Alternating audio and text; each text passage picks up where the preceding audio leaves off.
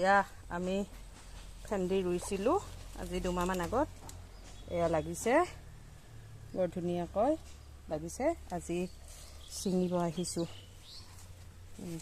2-এটাকৈ লাগি আছে, ছিঙি আছোঁ। কেনেকুৱা লাগিছে আপোনালোকে জনাবচোন। এই মানে এদিন পিছত এদিন ছিঙিব লাগে, নিছিঙিলে এই বুঢ়া হৈ যায়। বুঢ়া হৈ গ'লে অলপ খাবলৈ দিগদাৰ হয়।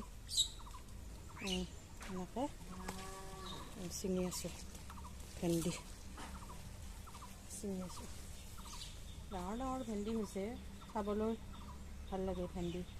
আমি কিন্তু খুব ভাল পাওঁ। আপোনালোকে কেনেকুৱা পায় জনাব।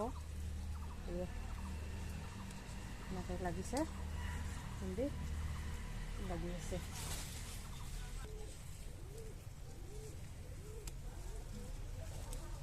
এইবিলাক ছিঙি আছোঁ।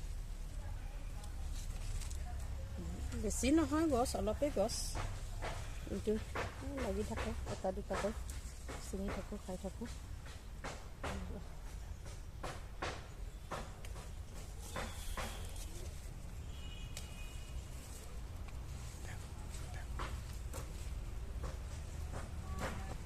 Thank you. আপোনালোকক ছিঙি থাকোঁতে দেখাই আছিলোঁ। এইখিনিয়ে পালোঁ। ভেন্দি ইমান দীঘল দীঘল হৈছে, ইমান ডাঙৰ হোৱাটিও আপোনাৰ বুঢ়া হোৱা নাই, কোমলে আছে, বৰ ধুনীয়া। কালাৰটো ইমান ভাল লাগিছে। ঘৰৰ বস্তুৰ কালাৰ ধুনীয়া হয়, দেখিবলৈ ভাল লাগে, খাবলৈও সোৱাদ। সাৰ পানী নিদিয়া বস্তু। এয়া ছাগলীৰ লাদ আৰু গোবৰ সাৰি দিছিলোঁ ভেন্দি বাৰীত। লাগিবলৈ আৰম্ভ কৰিছে। 4-5 দিনমান ছিঙি আনি খালোঁ, আৰু আজি এইকেইটা ওলাল। এইখিনি ভাজিম আৰু 3টা মানুহ হৈ যাব। Thank U.